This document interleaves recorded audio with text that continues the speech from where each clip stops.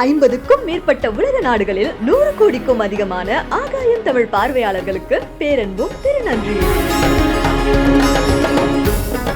தொடர்ந்து இன்று 7வது நாள் சத்சங்கமாக, கார்த்திகை தீபத் திருவிழா 4வது நாள் உற்சவமாக, பூர்வாகமாக 3 நாள், துவஜாரோகணம் நிகழ்ந்து இன்று 4வது நாள் உற்சவம். உலகம் முழுவதிலும் உள்ள கைலாசங்களிலும் அண்ணாமலையார் ஆலயத்திலும் நிகழ்ந்து கொண்டிருக்கின்றது. இந்த அருணாச்சல புராணத்தினுடைய 10 பாகங்கள், சர்க்கம்,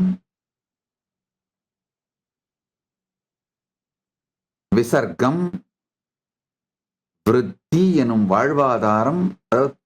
சர்க்கம்னா முதலாம் படைப்பு, விசர்க்கம்னா 2ஆம் நிலை படைப்பு, விருத்தி வாழ்வாதாரம், ரக்ஷா பாதுகாப்பு, அந்தராணி எனப்படும் மன்வந்தரம், வம்சம் எனப்படும் வம்சாவளிகள், வம்சானுசரிதம் எனப்படும் வம்சத்தின் செயல்கள், சம்ஸ்தா எனப்படும் அழிவு, கேது எனப்படும் காரணம் மற்றும் கர்மா, அபாஸ்ரயம் எனப்படும் பரம புகலிடம். இந்த 10ம் சேர்ந்ததுதான் ஒரு மகா புராணம். அருணாச்சல புராணம் இந்த 10ம் உடையதாக இருக்கின்றது. இதுல மிகப்பெரிய ஞான சத்தியங்கள், ஞான கருத்துக்கள் வெளிப்படுத்தப்படுகிறது. நல்லா புரிஞ்சுக்குங்க. இந்த கதைகள் எல்லாமே, இதுல நிறைய கதைகள் வருது. அந்த கதைகளையும் சொல்ல போகின்றேன். ஒவ்வொரு சத்சங்கத்திலும் அந்த கதைகளையும் விளக்கப் போகின்றேன். அதாவது பிரம்மாவும் விஷ்ணுவும் பரமசிவனாருடைய அடிமுடி தேடிய கதை, தாயார் தவம் இருந்து இடப்பாகம் பெற்ற கதை, வஜ்ராங்கத பாண்டியன் மலைவலம் வந்த கதை, வெள்ளாள மகாராஜனுக்கு மகனாய் வந்து அருள் செய்த கதை. இது மாதிரி பல்வேறு கதைகள் அப்படிங்கிறத சொல்றதை விட வரலாறுன்னு சொல்லணும். அதுதான் சரியான வார்த்தை. ஏன்னா புராணங்கள் 11 பரிமாணத்திலே நிகழ்கின்றவற்றை தன்னுடைய பர்சனல் ஒப்பீனியனை வச்சு ஸ்பாயில் பண்ணாம, டிஸ்ட்ராய் பண்ணாம, கரப்ட் பண்ணாம அப்படியே டாக்குமெண்ட் பண்ணி வைக்கிறது தான் புராணம். இப்போ எழுதப்படுகின்ற எந்த ஹிஸ்டரி, எந்த மீடியாவையும் விட ஆத்தன்டிக்கான சத்தியத்தின் அளவு முழுமையாகவும் ஒரு பருக்கும் குறையாதும் சத்தியமே முழுமையாக நிறைந்துள்ள அருமையான பிரபஞ்சத்தின் பல் பரிமாணங்களிலே நிகழ்ந்தவற்றையும் ஆவணப்படுத்துகின்ற நூல்கள் தான் புராணங்கள். இதுல வியாசர் பல்வேறு பரிமாணங்களை ஆவணப்படுத்துறார். அந்த பரிமாணங்களை ஆவணப்படுத்தும் பொழுது பல்வேறு சத்தியங்கள், உண்மைகளை, பிரபஞ்ச சத்தியங்கள், உண்மைகளை சொல்றார். அதுதான் ஞானபாதம். இந்த புராணத்திலே சொல்லப்படுகின்ற அதிசூக்ஷ்மமான ரகசிய சத்தியங்களான ஞானபாதம்.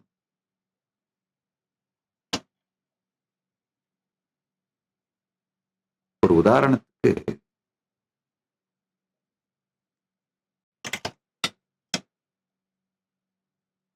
திருவாரூரிலே முசுகுந்த சக்கரவர்த்தி தேவலோகம் போனார். இந்திரனுக்காக போரிலே நின்று ஜெயித்து கொடுத்தார். இந்திரனிடமிருந்து தியாகராஜ பெருமானை பெற்று வந்தார். இதை தெரிந்து கொண்டீர்களானால் அது புராணம். ஆனால் அதை ஆழ்ந்து படித்தீர்களானால் என்ன காரணத்தினால் வேற ஒரு போர்ட்டல், வேற ஒரு வெர்டிக்கல் டைம் ஜோன், வேற ஒரு டைமென்ஷனுக்குள்ள சுலபமாக முசுகுந்த சக்கரவர்த்தியால் தன்னுடைய சேனை பரிவாரங்களோடு செல்ல இயன்றது. பிறகு என்ன காரணத்தினாலே அவர் வென்றார்? அதுல ஒரு அழகான ஒரு டிஸ்கிரிப்ஷன் இருக்குங்க. கொஞ்சம் அந்த புராணத்தை படிச்சிருந்தீங்கன்னா இதை ரசிக்கலாம். இந்திரன் போரிலே வென்ற பிறகு இந்திரன் கேட்கிறானா முசுகுந்த சக்கரவர்த்தி கிட்ட, நண்பனே, நீ எனக்கு செய்த துணையின் மூலமாக எனக்கு மிகுந்த மட்டற்ற மகிழ்ச்சியை கொடுத்த உற்ற நண்பனானாய்.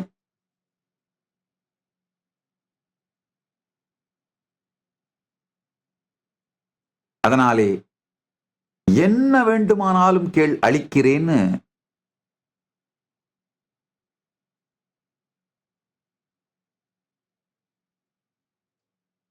இந்திரன் சொல்லுகின்றான்.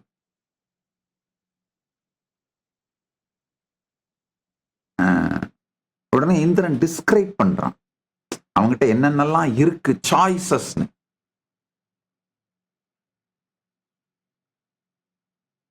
அளப்பரிய குபேரபுரியின் பொக்கிஷம், இளமை மாறாத ரம்பை, மேனகை, ஊர்வசி போன்ற இளமையும் அழகும் பொருந்திய என்றென்றும் இளமை மாறாத தேவ கன்னிகைகள், இது மாதிரி அனைத்தையும் காட்டுகின்றான்.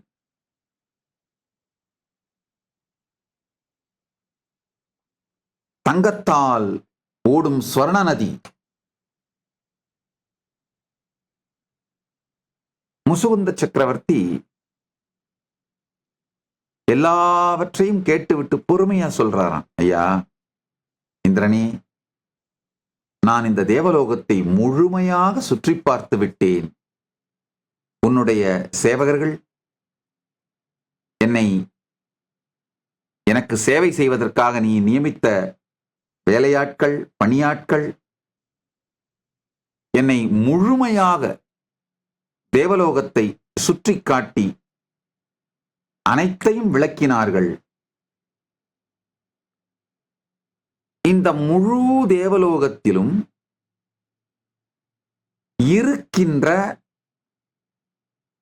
ஆனால் என்னுடைய சோழ நாட்டிலே இல்லாத பொருள் அப்படின்னு ஒண்ணுமே இல்லை. தேவலோகத்தினுடைய பெருமை என்று நினைக்கின்ற அனைத்துமே என் சோழ நாட்டிலே மண்டி கிடக்கின்றது.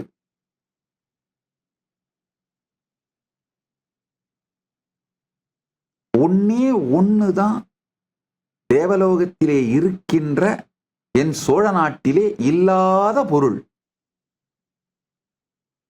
உடனே இந்திரனுக்கு பெரும் பெருமை வந்தது. ஆஹா, அது மாதிரி ஒன்னாவது இருக்கே இந்திரலோகத்துக்கு. சோழ நாட்டில் இல்லாத ஒன்று இந்திரலோகத்தில் இருக்கின்றதே,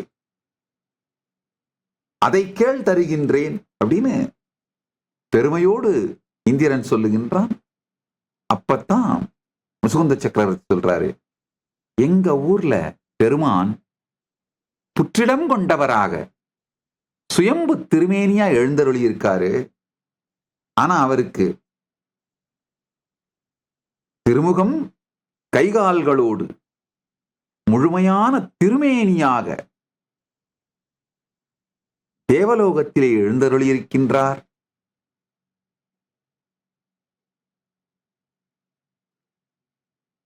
இதுபோன்ற முழுமையான திருமேனியாக பெருமான் எழுந்தருளி அவருக்கு நாங்கள் பூஜை செய்ய வேண்டும், சேவை செய்ய வேண்டும், அவரை வழிபட வேண்டும். இந்த ஒரு விஷயம்தான் தேவலோகத்திலே இருக்கின்ற சோழ நாட்டிலே இல்லாத ஒன்று. என்ன மாதிரியான பர்சனாலிட்டி பாருங்க முசுகுந்த சக்கரவர்த்தி. இந்த முசுகுந்த சக்கரவர்த்தியின் முன்னால்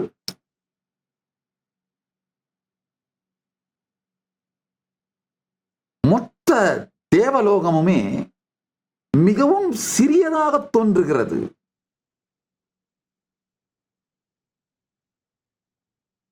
முசுகுந்த சக்கரவர்த்தியினுடைய பக்தியின் முன்னால் ஒரு அரசன்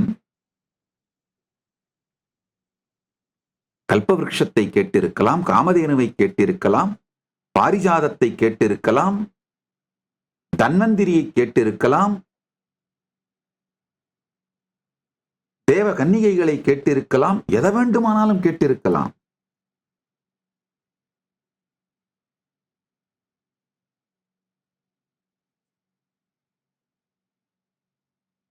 ஆழ்வார்கள் பாசுரத்துல ஒரு பாடல், அருமையான பாடல். பச்சைமா மலைபோல் மேனி பவளவாய் கமலச் செங்கன் அச்சுதா அமரர் ஏரே ஆயர்தம் கொழுந்தே என்னும் இச்சுவை தவிர யான் போய் இந்திர லோகமாளும் அச்சுவை பெரினும் வேண்டேன் அரங்கமா நகருளானேன்னு பாடுறார். அது அப்படியே முசுகுந்த சக்கரவர்த்தியின் வாழ்க்கையில பார்க்கலாம். அனுபூதியாக அவர் ஆழ்வார் பாடலாக பக்தியிலிருந்து எப்படி கரைஞ்சி பாடினாரோ அந்த வார்த்தையை அப்படியே முசுகுந்த சக்கரவர்த்தியினுடைய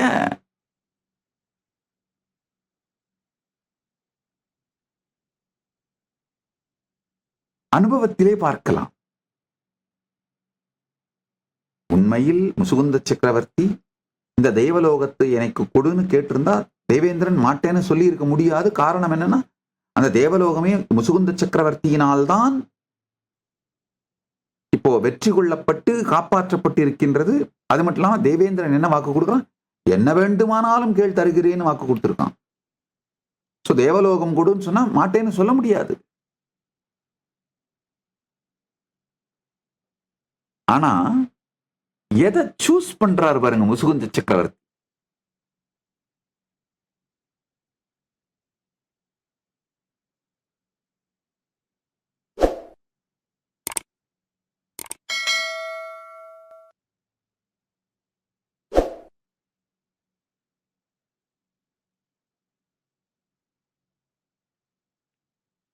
குனித்த புருவமும் கொவ்வை செவ்வாயிற்குமின் சிரிப்பும் பனித்த சடையும் பவளம்போல் மேனியிற் பால் வெந்நீரும் இனித்தமுடன் எடுத்த பொற்பாதமும் காணப்பெற்றால் மனித்த பிறவியும் வேண்டுவதே இந்த மாநிலத்தேன்னு அப்பர் பெருமானுடைய எக்ஸ்பிரஸ் பண்ற வெளிப்படுத்துற அந்த சென்டிமெண்ட் இங்க ஆழ்வார் சொல்ற பச்சைமா மலைபோல் மேனி எனும் பாடலிலே ஆழ்வார் சொல்லுகின்ற சென்டிமெண்ட்டும் குனித்த புருவமும் குவளை செவ்வாயிர் குமின் சிரிப்பும்னு அப்பர் பெருமான் எக்ஸ்பிரஸ் பண்ற அவர் வெளிப்படுத்துற சென்டிமெண்ட்டும் நிதர்சனமாக ஒரு வாழ்க்கை அனுபூதியாக முசுகுந்த சக்கரவர்த்திக்கு இருக்கிறத பார்க்கலாம். நீ பெருமானுடைய திருமேனி தியாகராஜரை கொடு போதும், நாங்க வச்சு அதை பூஜை பண்ணிக்கிறோம்.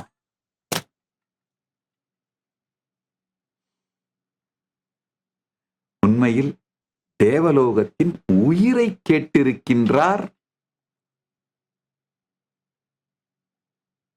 முசுகுந்த சக்கரவர்த்தி.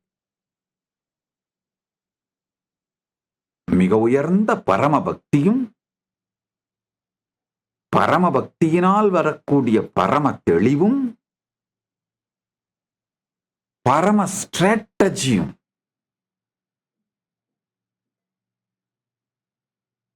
நிறைந்தவராக முசுகுந்த சக்கரவர்த்தி இங்கே விளங்குகின்றார். ஏன்னா முசுகுந்த சக்கரவர்த்தி நல்லா தெரியுது, சோழ நாட்டின் வளம் தேவலோகத்தின் வளம் போல நிரந்தரமாக இருக்க வேண்டுமானால் இந்த தியாகராஜர் சோழ நாடு வந்தால் போதும்னு தெரிஞ்சிருச்சு அவருக்கு. அதனால முசுகுந்த சக்கரவர்த்தி தன்னோடு இந்த வளமும் பாரம்பரியமும் சோழவள நாடும் முடிந்தோ அல்லது குறைந்தோ போய்விடக்கூடாது என்று நிரந்தரமாய் இந்த லிகசி, இந்த வம்சமும் வம்சானுசரிதமும் திகழ வேண்டும் அப்படிங்கிறதுக்காக சரியான செயலை செய்கின்றார். தியாகராஜ பெருமானை கொண்டு வருகின்றார்.